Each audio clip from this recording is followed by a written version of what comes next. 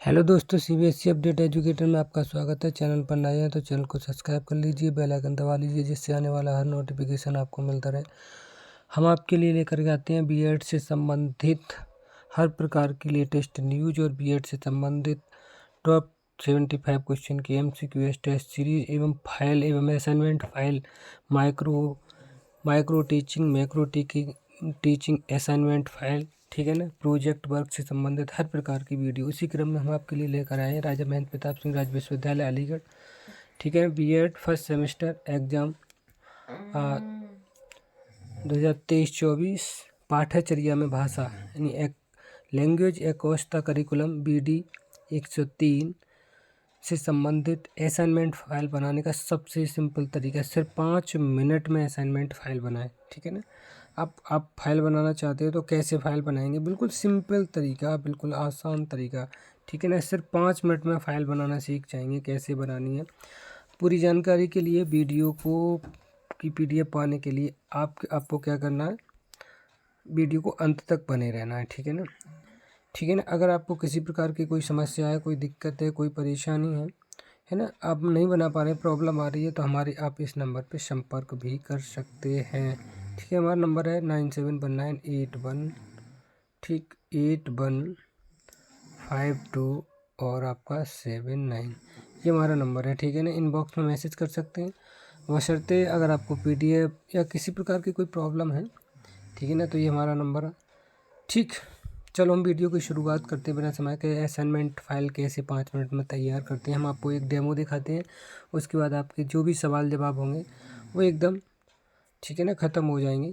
Video के अंत तक अवश्य बने रहिए, हम आपको हर प्रकार की जानकारी को अपडेट कराएंगे। चलो वीडियो की शुरुआत करते हैं आपके लिए किस तरीके से। सबसे पहले हम क्या करेंगे, इस तरीक़े से देखिए, जो भी आपका कॉलेज है, ठीक है ना, जैसे कि आपका कॉलेज, इस तरीक़ा से एक फ्रंट पेज लगाएंगे, SN college of higher education Wajidpur Prakashganj BEd session, यहाँ पर 2023-24 लिखा हुआ है। अब इसको ये न करके हम क्या कर देंगे, 2000 आपका 23 और 25 कर देंगे, ठीक है ना। यहाँ लोगो लगा हुआ है, लोगो को सेट कराएंगे। असाइनमेंट फाइल, यहाँ अपना नाम लिखेंगे, ठीक है ना, नाम जो भी है, मान लीजिए ये अमित कुमार नाम है, तो आप यहाँ पर अमित कुमार लिख देंगे, ठीक है ना। और इस तरीके से बीएड सेमेस्टर फर्स्ट, यहाँ पर आपका रोल नंबर लिख देंगे, जितना भी है जो भी है, और यहाँ सब्जेक्ट लिखेंगे, ठीक है ना, जैसे लैंग्वेज एक्रॉस द करिकुलम, ठीक है ना, पाठ्यचर्या में भाषा। यहाँ सबमिटेड टू, जो आपका नाम है वो लिखेंगे, यहाँ सबमिटेड टू, ठीक है ना। ये बाई ये टू मतलब जो टीचर आपका सब्जेक्ट टीचर है उसके पास सबमिट किया उसका नाम लिखा जाता है। अगर नहीं है तो कोई बात नहीं, इसको ब्लैंक छोड़ देंगे। इस तरीके से हम ये फ्रंट पेज तैयार करेंगे। चलो अगले पेज की देखेंगे। ये पेज इंडेक्स का पेज होता है, तो इसमें भी थोड़ा सा नज़र मार लेते हैं क्या करना है आपको। यहाँ आपका नाम हो जाएगा, यहाँ पर क्लास बीएड सेक्शन जो भी हो जाएगा, BEd AB जो भी C, यह subject name across language across the curriculum, यहाँ रोल नंबर आप, यह सेशन, ठीक है ना, सेशन आप समझ गए होंगे 2023 और यहाँ पर 25 कर देना, जो है 23-25, ठीक। और इस तरीके से सेमेस्टर फर्स्ट, यहाँ 2 टॉपिक लिए गए हैं, आप कोई भी 2 टॉपिक लिख सकते हैं, ठीक है ना, जिससे संबंधित आप असाइनमेंट बनाना चाहते हैं। तो यहाँ पर जीवन कौशल ले लिया गया और संप्रेषण ले लिया गया, ठीक है ना, जीवन कौशल है ना। इस तरीक़े से इस संप्रेषण कम्युनिकेशन। अब आप इन टॉपिक के बारे में क्या लिखेंगे, कैसे लिखेंगे, 2 टॉपिक लें, यानी एक असाइनमेंट बनाने के लिए, एक असाइनमेंट फाइल बनाने के लिए कम से कम 2 टॉपिक लेते हैं। और जिसमें मान लीजिए आपका कितना होना चाहिए, कहना चाहिए आपका जो है लगभग 14 से लेकर के लगभग 16 पेज बन जाना चाहिए, है ना। एक टॉपिक मान लीजिए 7-8 पढ़ रहे हैं, तो इस तरीक़े से 16 पेज बनना चाहिए, ठीक है ना। अब एक और चीज़ लेके बात करें तो ये जो पेपर जो है ना, थोड़ा सा देख लेते हैं। तो इस तरीक़े से ये इंडेक्स भी लिख लेंगे, ठीक है। किसी प्रकार की आपको कोई दिक्कत आ रही है, परेशानी आ रही है तो पूछ सकते हैं। यानी कहने का तात्पर्य है, जो भी आपका स्टार्टिंग है वो एकदम अच्छी होना चाहिए, जिससे कि सामने वाले को कोई दिक्कत ना हो, ठीक। तो इस तरीक़े से लगभग 14 से लेकर के आप कितने पेज का बनाएंगे, लगभग 16 पेज का असाइनमेंट बनाएंगे, ठीक है ना। अब वो किसी प्रकार की आपको कोई प्रॉब्लम हो रही है, कोई समस्या हो रही है तो आप उसको देख सकते हैं। और ये जो है आपके इस तरीके से शुरुआत करेंगे, ठीक है ना। यहाँ थोड़ा सा हेडिंग डालेंगे जीवन कौशल, ठीक है ना, और इस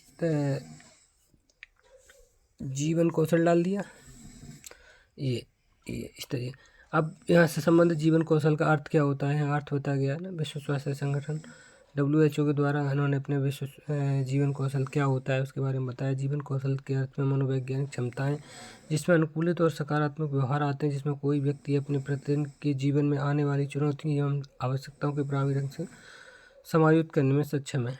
उन्होंने बताया कि जीवन कौशल होता है। एडेप्ट शब्द का अर्थ है एक व्यक्ति के लचीले दृष्टिकोण से विभिन्न परिस्थितियों में समायोजित होने की क्षमता, है ना। पॉजिटिव बिहेवियर, ठीक है, तमाम चीज़ें बताइए। जीवन कौशल का विकास क्या है, विकास कब हुआ, 17 फरवरी 2010 से हैशबिन ने जीवन कौशल के विकास में अपने विचार प्रस्तुत किए। इस तरीक़े से तमाम लोगों ने जीवन कौशल के बारे में बताया, है ना। इस तरीक़े से अब स्व जागरूकता क्या होता है इसके बारे में बताया गया, ठीक है ना। स्व जागरूकता अब जीवन कौशल से संबंधित है। स्व जागरूकता के बारे में बताया गया है, अपने को जागरूक करना है ना। स्व जागरूकता में सबकी पहचान, अपना चरित्र, अपनी सबलता, अपनी कमजोरी, इच्छाएं, नापसंद सम्मिलित होते हैं।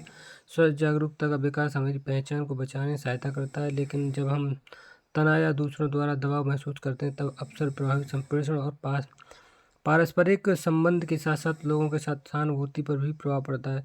स्व जागरूकता एवं आत्म जागरूकता की दो श्रेणी हैं, आंतरिक आत्म जागरूकता, बाहरी आत्म, ठीक है ना, अंदर ही अंदर। अब आत्म जागरूकता मनोवैज्ञानिक स्थिति है जिसमें स्वयं किसी एक वस्तु पर ध्यान केंद्रित करता है, इसे फंजाई ने कहा था। अब सहानुभूति के बारे में बताया गया ना, ठीक है ना। सिंपैथी के बारे में क्या चीज़ होती है उसके बारे में थोड़ा सा लिखेंगे। इस तरीक़े से हम आगे थोड़ा सा बीच बीच में हेडिंग डाल लेंगे। अब कोई भी आदमी अकेला द्वीप पर नहीं रहता, हम बहुत सारे लोगों के रिश्तों में साथ बड़े होते हैं, माता पिता, चाचा चाची, मामा मामी, ये तमाम चीज़ें बताइए स्वीकार करने में मदद करती है जो हमारे स्वयं में बहुत अलग हैं। ये हमारे सामाजिक संबंध सुधार लाने में मदद करते हैं। सिंपैथी दिखाते हैं, लोगों के प्रति सिंपैथी होना चाहिए ना। आलोचनात्मक चिंतन क्या होता है इसमें बताया गया है ना। और आलोचना चिंतन का मतलब देखिए नीचे हेडिंग के रूप में उसके परिभाषा के रूप में दिया गया, साफ और सही तर्क निर्णय बनाना, आलोचना चिंतन की प्रक्रिया के दौरान विचारों को अच्छी तरह समझा और आंका जा सके। अब आलोचनात्मक चिंतन क्या होता है, ठीक है, अच्छाइयों बुराइयों को देख करके जो चिंतन होता है वो आलोचनात्मक चिंतन होता है। निर्णय कौशल क्षमता है, निर्णय लेने की जो क्षमता होती है वो कैसी होती है ना, संबंधित, ये सब किसके अंदर चल रहा है, जीवन कौशल के अंतर्गत। जीवन को जीने के जो कौशल होते हैं, स्किल्स होते हैं, आदमी कैसे जीवन जीता है उस पर असाइनमेंट बनाना, ठीक है। समस्या समाधान कौशल, अब इसमें कई चीज़ें होती हैं, समस्या का समाधान कैसे करते हैं ना, हमारे पास बहुत सारी समस्याएं आती हैं तो समस्या का समाधान कैसे किया जाता है, इस सारी चीज़ों में लिखा जाएगा, लिखा गया है, ठीक है ना, इसमें लिख सकते हैं। यानी कम शब्दों में उचित बात आ जाना चाहिए। पारस्परिक संबंध कौशल, अब एक दूसरे के संबंध कैसे बताते हैं ना। पारस्परिक संबंध में देखा जाए कौशल लोगों में एक सकारात्मक तरीके से संबंध बनाने में मदद करता है। यह महत्वपूर्ण संबंध बनाए रखने की क्षमता प्रदान करता है, जिससे तात्पर्य संबंध एक महत्वपूर्ण स्रोत है जो लोगों के साथ साथ परिवार के सदस्यों के साथ साथ संबंध बनाए रखने में मदद करता है। पारस्परिक संबंध होते हैं, हम एक दूसरे से जुड़ते चले जाते हैं, है ना। तो जीवन कौशल, जो जिसके संबंध ज़्यादा अच्छे होते हैं वो उसके जीने की कला बहुत अच्छी होती है, उसका जीवन कौशल बहुत अच्छी होता है। अब प्रभावी संप्रेषण कौशल, अब मतलब एक प्रभावी मतलब इफेक्टिव, मतलब कुछ लोग बोलने की कला इतनी अच्छी होती है कि लोग उससे जुड़ते हुए चले जाते हैं। तो इस तरीक़ा से अपनी इच्छाएं, अपनी बहुत सारे विचार होते हैं, है ना, इन पर थोड़ा सा देखते हैं। प्रभावी संप्रेषण कौशल में स्वयं को अभिव्यक्ति करने में, चाहे वह बातचीत के साथ हो या हाव या व्यक्ति के साथ हो, जो हमारी संस्कृति और स्थिति को समझने में सहायता प्रदान करता है। तात्पर्य कौशल हमें इच्छाओं, विचार और क्या है, निर्णय, आवश्यकताओं, भय को जानने की योग्यता प्रदान करता है। आवश्यकताओं के साथ साथ हमें दूसरों में सहायता प्रदान लेने में सहायता करता है। अब ये बहुत सारी चीज़ें होती हैं, कुछ लोग ऐसे होते हैं ना, कम्युनिकेशन स्किल इतना अच्छा होता है, लोग उनसे चिपकते हुए चले जाते हैं, हर कॉलेज में मिल जाएगा, है ना। अब वो कई टीचर्स होते हैं तो कुछ टीचर्स के पास लोग ज़्यादा जुड़े हुए होते हैं, कुछ लोग को जाना पसंद नहीं करते हैं। तो ये सब कम्युनिकेशन स्किल का कमाल होता है, बाकी ना कोई किसी को कुछ दे देता है ना कुछ ले लेता है, ठीक है ना। तनाव के साथ सामना करना, बहुत सारे लोग टेंशन में आ जाते हैं तो उनका सामना कैसे करते हैं। तो जिनके पास जीवन कौशल स्किल होती है उन्हें कोई दिक्कत नहीं होती है, जिनकी स्किल नहीं उन्हें बहुत प्रॉब्लम होती है, ठीक है ना। अगला भावनाओं के साथ सामंजस्यता, मतलब बहुत सारी भावनाएं जुड़ी होती हैं, कैसे कम्युनिकेशन बैठाते हैं। यह कौशल हम अपनी तथा दूसरों की भावनाओं को समझने में, पहचानने में, हमारे व्यवहारिक भावनाएं किस प्रकार प्रभावित करती हैं और किस प्रकार भावनाओं को उचित रूप से प्रस्तुत किया जाए, इस विषय में बताता है। नकारात्मक भावनाओं जैसे जैसे क्रोध, दुख और हमारे स्वास्थ्य को प्रभावित करते हैं। अगर इन भावनाओं को उचित रूप से प्रदर्शित नहीं करते हैं तो बहुत सारी समस्याएं आती हैं। तो इस तरीके से भावनाओं के साथ सामंजस्यता कैसे की जाती है, ये हमारे जीवन कौशल का एक भाग होता है। ठीक है ना। अब आती है संप्रेषण, कम्युनिकेशन स्किल, दूसरा टॉपिक लिया गया। ठीक है। संप्रेषण का अर्थ, अब संचार शब्द लैटिन भाषा के कम्युनिको से बना है, जिसका अर्थ है आपस में बांटना। ठीक है ना, किसी वस्तु के साझा करना। संचार को संबंध तथा संप्रेषण भी कहते हैं। ये एक दोतरफा प्रक्रिया है जिसमें अपने अनुभव साझेदारी के लिए वक्ता को श्रोता की तथा लेखक को पाठक की आवश्यकता होती है। दोनों पक्षों में भाषा की जानकारी होना आवश्यक है। संचार के में बात किसी अन्य व्यक्ति तक पहुंचाना होता है जो उसे उसी अर्थ में समझ ले जिसमें कहने वाला व्यक्ति अपनी बात कहना चाहता है। अब संचार दो या दो से अधिक व्यक्तियों के मध्य तथ्यों, विचार, व्यक्ति के मनोभाव का विनिमय है। ये विलियम क्यूमेन एवं चार्ल्स की परिभाषा है। संप्रेषण की प्रकृति, कम्युनिकेशन स्किल, मतलब कम्युनिकेशन का मतलब है अपनी बात को दूसरे तक पहुंचाना है ना, एक दूसरे का आदान प्रदान करना। ठीक है, ये कम्युनिकेशन कहलाता है। कहते हैं कि कम्युनिकेशन हुआ यानी बातचीत। ठीक है ना। मान लीजिए जैसे कि श्रोता वक्ता की बात सुनेगा। ठीक है ना, और जब श्रोता सुनेगा तभी वक्ता अपनी बात कह पाएगा, तो ये कम्युनिकेशन होता है। ठीक है ना। संप्रेषण की प्रकृति की बात करें थोड़ा सा, अब यहाँ पर देखेंगे संप्रेषण की प्रकृति। संचार की प्रकृति तथ्यों समझ सकते हैं। संचार एकदम जन्मजात गुण है। जन्मजात होता है, सार्वभौमिक होता है, मतलब सत्य। संचार एक सामाजिक प्रक्रिया समाज में होती रहती है। संचार कला एवं विज्ञान दोनों है। ठीक है ना। संचार मानव प्रक्रिया होती है, मानव का स्वभाव होता है। ठीक है ना। संप्रेषण और संचार या संप्रेषण एक सतत प्रक्रिया। देखो, संचार और संप्रेषण, कम्युनिकेशन स्किल, कम्युनिकेशन एक ही बात है। ठीक है ना, थोड़ा समझना है। इस तरीक़ा से ये इसकी प्रकृति हो गई। चलो अगले पेज पे बढ़ते हैं, थोड़ा और देख लेते हैं, है ना। संप्रेषण का सिद्धांत, कोई भी व्यक्ति अपने विचारों, भावनाओं अन्य किसी संपत्तियों को दूसरे के व्यक्ति से व्यक्त करता है, तो संप्रेषण द्विपक्षीय प्रक्रिया होती है। ठीक है ना। संप्रेषण के मुख्य सिद्धांत निम्न, सजगता का सिद्धांत। ठीक है ना। संप्रेषण करता यानी कम्युनिकेटर जिसे बोलते हैं, और संप्रेषण ग्रहण करने वाला यानी रिसीवर संप्रेषण क्रिया के समय सजग रहते हैं। यदि इस क्रिया में कोई व्यक्ति सजग नहीं रहता है तो संप्रेषण की प्रक्रिया पूरी है। वही मैंने बताया है कि जैसे मान लीजिए कोई स्पीकर है, ठीक है ना, और कोई श्रोता है, वक्ता श्रोता दोनों में तो कोई निष्क्रिय हो जाता है, तो कम्युनिकेशन की जो प्रोसेस होती है वो रुक जाती है ना। ठीक है ना। कम्युनिकेटर और रिसीवर दोनों का एक्टिव होना बहुत जरूरी होता है। एक्टिवनेस के लिए क्या, रिसीवर और कम्युनिकेटर दोनों ही जरूरी होते हैं। अगला योग्यता का सिद्धांत, संप्रेषण प्रक्रिया में यह आवश्यक है कि संप्रेषणकर्ता और संप्रेषण ग्रहण करने वाले व्यक्ति दोनों योग्य होने चाहिए। कभी कभी संप्रेषणकर्ता को योग्य है, किंतु संप्रेषण ग्रहण करने वाला योग्य नहीं है, तो संप्रेषण की प्रक्रिया पूरी नहीं होती है, मतलब स्टॉपेज हो जाती है। अब सहभागिता का सिद्धांत, संप्रेषण द्विपक्षीय प्रक्रिया, दोनों का सहभाग करना बहुत ही ज़रूरी होता है। दोनों में तो कोई एक सहभाग नहीं करता है तो ये प्रक्रिया पूरी नहीं होती है। जैसे कक्षा में अध्यापक शिक्षार्थी दोनों के मध्य सहभागिता हो तो संप्रेषण के प्रभावशाली होगा। अब मान लीजिए अध्यापक बोल रहा है, पढ़ा रहा है, समझा रहा है, लेकिन अध्यापक शिक्षार्थी मतलब स्टूडेंट सुन ही नहीं रहे हैं, तो कम्युनिकेशन की प्रक्रिया नहीं होगी, मतलब संप्रेषण नहीं होगा। अब शिक्षार्थी सुन रहे हैं, टीचर सुना ही नहीं रहा है, तो भी संप्रेषण की प्रक्रिया नहीं होगी। इस बात का ध्यान रखना पड़ेगा। ठीक है ना। अगला उचित सामग्री का सिद्धांत, अब ये क्या है, उचित संप्रेषण करता उचित सामग्री पर ध्यान रखना चाहिए। जैसे अध्यापक योग्य है और उसमें संप्रेषण के लिए आवश्यक कौशल भी है, परंतु अगर वो संप्रेषण किया जा रहा है और उसमें सामग्री या शिक्षण अधिगम अनुभव की नहीं है तो संप्रेषण का उद्देश्य ही समाप्त हो जाएगा।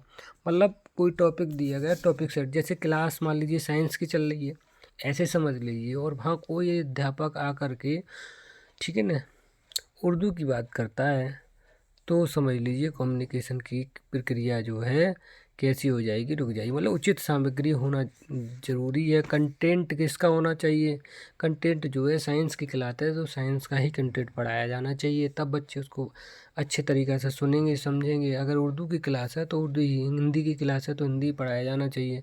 तो इस तरीक़े से ये उचित सामग्री का सिद्धांत है। ठीक है ना।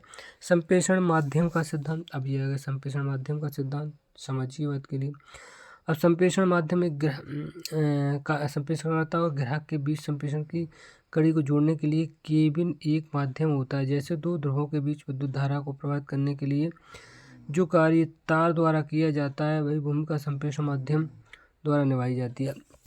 माध्यम, ठीक है, संप्रेषण से माध्यम का सिद्धांत मतलब जैसे तरीका से माध्यम क्या है। अब बहुत सारे माध्यम होते हैं, जैसे किताब के माध्यम से पढ़ाया जाता है, ब्लैक बोर्ड के माध्यम से लिखा जाता है, ठीक है ना। और तमाम चित्र तो जैसे OHP वगैरह के हिसाब से जो चित्र दिखाए जाते हैं, बनाए जाते हैं ब्लैक बोर्ड पर मार्कर की सहायता से, तो ये संप्रेषण का माध्यम भी होता है, ठीक है ना। बोलने के जब माइक द्वारा तेज आवाज़ निकाली जाती है, ठीक है। पृष्ठपोषण का सिद्धांत, फीडबैक, संप्रेषण क्रिया के में संप्रेषणकर्ता को संप्रेषण के बारे में ग्राहक से उचित पृष्ठपोषण प्राप्त होता रहे तो संप्रेषण अधिक प्रभावशाली होगा। अभी फीडबैक क्या होता है, मैंने कोई हिंदी पढ़ाई है तो बच्चे ने उसको समझ लिया तो ये फीडबैक मिल गया बच्चे। अब मैंने ABCD पढ़ाई या हिंदी पढ़ाई या उर्दू पढ़ाई, जो भी पढ़ाई, अलबे पे ते से जो कुछ भी पढ़ा ABCD या 1 2 3, और बच्चा फीडबैक नहीं दे रहा है तो ये जो शिक्षण जो संप्रेषण होगा वो प्रभावशाली नहीं होगा। अगर हमें फीडबैक मिल रहा है, वो बच्चा सीख रहा है, फीडबैक मिल रहा है, तो ये पृष्ठपोषण का सिद्धांत है। तो हमारा जो कम्युनिकेशन है वो कैसा होगा, इफेक्टिव होगा, प्रभावशाली होगा। सहायक एवं बाधक तत्व का सिद्धांत, सहायक एवं बाधक तत्व का सिद्धांत, संप्रेषण क्रिया में ऐसे तत्व परिस्थितियां कार्य करती हैं जो सहायक एवं बाधक भूमिका निभाने में जुड़ जाती हैं। जैसे शोरगुल, बाधक, प्रकाश, सुनने और देखने में की कमी, तो बहुत सारी चीज़ें होती हैं, दोनों अलग अलग प्रभाव डालते हैं, ठीक है ना। कुछ साधक होते, कुछ बाधक होते तत्व, तो कुछ सहायक होते हैं। जैसे प्रकाश है, ठीक है ना, ये हमारी सहायता करता है। शोरगुल है, सहायता नहीं करता है, बाधक बन जाता है। तो इस तरीक़ा से ये सहायक एवं बाधक तत्व का सिद्धांत है, किसका, कम्युनिकेशन का, संप्रेषण। अब संप्रेषण की बात करते हैं, प्रकार की बात करते हैं, ठीक है। संप्रेषण के प्रकार, अब संप्रेषण कई प्रकार को बांटा गया, ठीक है ना। संप्रेषण के माध्यम के आधार पर संप्रेषण को दो भागों में बांटा गया, पहला शाब्दिक और अशाब्दिक। शाब्दिक जैसे शब्द के माध्यम से जो संप्रेषण होता है शाब्दिक कहलाता है, ठीक है ना। शाब्दिक संप्रेषण हमेशा दूसरों के समक्ष विचार अथवा भावनाओं को प्रस्तुत करने के लिए भाषा का प्रयोग होता है, यानी शब्दों का प्रयोग होता है। इसे पुनः दो भागों में बांटा गया, लिखित संप्रेषण, एक लिख करके, इसमें संदेश देने वाला व्यक्ति लिखित रूप से शब्दों संकेतों को द्वारा इस प्रकार के संदेश प्रदान करता है कि संदेश प्राप्त करने वाला व्यक्ति संदेश देने वाले व्यक्ति की भावना, उद्देश्य को आसानी से समझ लेता है। तो ये क्या कहलाता है, लिखित तरीके से संप्रेषण प्रदान करना लिखित संप्रेषण कहलाता है। अगला है मौखिक संप्रेषण, बोल करके, इसमें मौखिक रूप से तथ्यों, सूचना आदान प्रदान किया जाता है। इसमें संप्रेषणकर्ता एवं संप्रेषण श्रोता दोनों परस्पर आमने सामने रहते हैं। मौखिक संप्रेषण में बात, ठीक है ना, वार्ता, व्याख्या, परिचर्चा स्पष्ट बोधगम्य हो ताकि संदेश बिना किसी भ्रम के सही रूप से ग्रहण किया जा सके। तो जो बोल करके तथ्यों को, सूचना को आदान प्रदान किया जाता है, मौखिक संप्रेषण कहलाता है। अब अशाब्दिक, बिना शब्द के, ठीक है ना, बिना शब्दों के माध्यम से जब इसमें भाषा का प्रयोग नहीं किया जाता है, ठीक है ना, बिना शब्दों के, ऐसा संप्रेषण जो बिना शब्दों के ठीक है ना, तथ्यों, सूचनाओं का आदान प्रदान किया जाता है, वो क्या कहलाता है, अशाब्दिक कहलाता है, ठीक है। इसमें भाषा का प्रयोग नहीं किया जाता है। इसको 3 भागों में बांटा गया। कितने भागों में बांटा गया, 3। वाणी संप्रेषण, ठीक है, कौन सा, वाणी संप्रेषण, इसमें विचार और भावनाओं की व्यक्तिगत रूप से छोटे छोटे समूह में आमने सामने रहकर वाणी द्वारा की जाती है। जैसे वार्ता में हाँ, मुँह से सीटी बजाना, ठीक है ना, मुस्कुराना, चीखना, ठाके, ये सब कैसा संप्रेषण है। मान लीजिए आप मुस्कुरा रहे हैं तो खुश हैं, चीख रहे हैं तो आपको कोई परेशानी है, ठीक है ना, ठाक लगा हंस रहे हैं तो आप ज़्यादा कुछ है, सीटी बजा रहे हैं, किसी को इंडिकेट कर रहे हैं। चक्ष एवं मुख मुद्राएं, चक्ष आँख से संबंधित है, ठीक है, आँख को कहते हैं। व्यक्ति ये दूसरा है, व्यक्ति संप्रेषण चक्ष संपर्क द्वारा मुख मुद्राओं को प्रदर्शन करने अथवा प्रभावशाली माना जाता है। अच्छा में चक्ष संपर्क, आई टू आई कॉन्टैक्ट कहते हैं ना, आँखों से संपर्क करना, वो तो आँखों ही समझ लेता है ना। शिक्षक द्वारा शिक्षक को अपने छात्र की मन स्थिति का सही अंदाजा लगाने में सफल होते हैं। मुख मुद्राओं से प्रसन्नता, भय, क्रोध, शोक, आश्चर्य आदि का संप्रेषण सरलता से किया जाता है। बधिर एवं गूंगे व्यक्तियों के लिए संप्रेषण अत्यंत उपयोगी होता है, ठीक है ना। जो मूक होते हैं, बोल नहीं पाते, उनके लिए बहुत जरूरी होता है, ठीक है ना।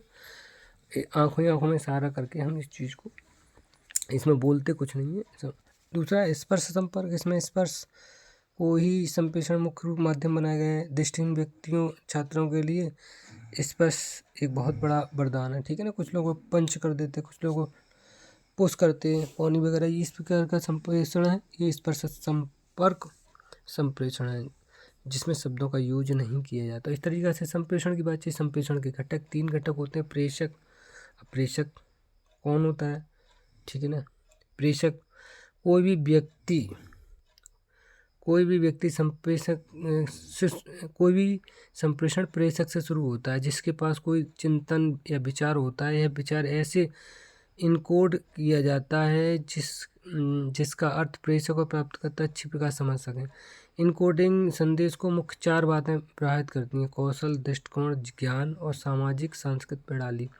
अब ये पहला घटक हो गया प्रेषक, भेजने वाला जो कुछ भी भेजता है संदेश। दूसरा मतलब कंटेंट क्या है, जब हम किसी कुछ बोलते हैं हमारे पास जो विचार होते हैं, सामग्री होती है, वह ही संदेश होता है। जब हम कुछ लिखते हैं तो लेखन कार्य ही संदेश होता है। इसी प्रकार जब हम पेंटिंग बनाते हैं तो वही संदेश हमारा संदेश होता है। तो दूसरा इसका घटक संदेश हो गया। पहला मतलब उस संदेश को भेजने वाला, दूसरा संदेश। तीसरा घटक होता है माध्यम। अब संदेश को एक स्थान या व्यक्ति दूसरे स्थान या व्यक्ति तक स्थानांतरण किया जाता है, उसे माध्यम कहते हैं।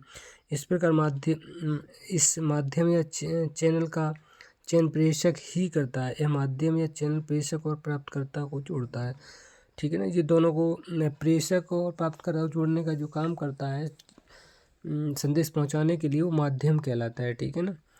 तो इसी तरीक़ा से चलो आगे बढ़, इस तरीक़ा से हम जा कर के असाइनमेंट बना सकते हैं। किसी को किसी प्रकार की कोई दिक्कत हो रही है, समस्या हो रही हो तो बता, हमसे कमेंट के माध्यम से हमसे पूछ सकते हैं, ठीक है ना। अगर आपको इसकी PDF चाहिए, किसकी, असाइनमेंट की, तो हमारा नंबर है, इस पर संपर्क कर सकते हैं। हमारा नंबर है 9719, ठीक है ना, 815279। इस पे आप हमारे चैनल को सब्सक्राइब कर दीजिए, उसका स्क्रीनशॉट लेकर के हमारे इस पे भेजेंगे। और जिस टॉपिक का आपको असाइनमेंट की PDF चाहिए तो हम आपको सीधी PDF भेज देंगे, ठीक है ना, बिना दिक्कत किए। बस बशर्ते आप वीडियो को वॉच करते रहिए, किसी प्रकार की कोई दिक्कत नहीं आएगी। हम आपको हर प्रकार की वीडियो लेकर के आते रहेंगे, ठीक है। ये BD 103 का टॉपिक था असाइनमेंट का। तो अब आप समझ गए होंगे कि असाइनमेंट आसानी से बना सकते हैं। बस इसको अट्रैक्टिव बनाना है, हेडिंग डाल के बनाना है, देखने में अच्छा लगना चाहिए। फिर भी अगर आपको दिक्कत हो रही है तो हमें कमेंट के माध्यम से पूछ सकते हैं कि हाँ यहाँ दिक्कत आ रही है, क्या इम्प्रूव करना है। डिस्क्रिप्शन में जाकर के PDF की लिंक भी सर्च कर सकते हैं, वहाँ से आप डाउनलोड कर सकते हैं। दूसरा ये, आपको फिर भी परेशानी आई तो हमारे नंबर पे 9719815279 पे संपर्क करके हमसे PDF प्राप्त कर सकते हैं। तो दोस्तों आज की वीडियो आपको कैसी लगी कमेंट के माध्यम से बस बताइए। कल हम आपके लिए फिर एक वीडियो लेकर के आएंगे, BD 104 योगा एजुकेशन संबंधित असाइनमेंट कैसे बनाएं सिंपल तरीके से, बिल्कुल बेहतरीन, और उसकी हम आपको PDF भी प्रोवाइड कराएंगे। तो प्लीज़ चैनल को सब्सक्राइब कर लीजिए, बेल आइकन दबा लीजिए, वीडियो को लाइक कर दीजिए, शेयर कर दीजिए, कमेंट कर दीजिए। आज के लिए इतना ही। Thank you so much. जय हिंद, जय भारत।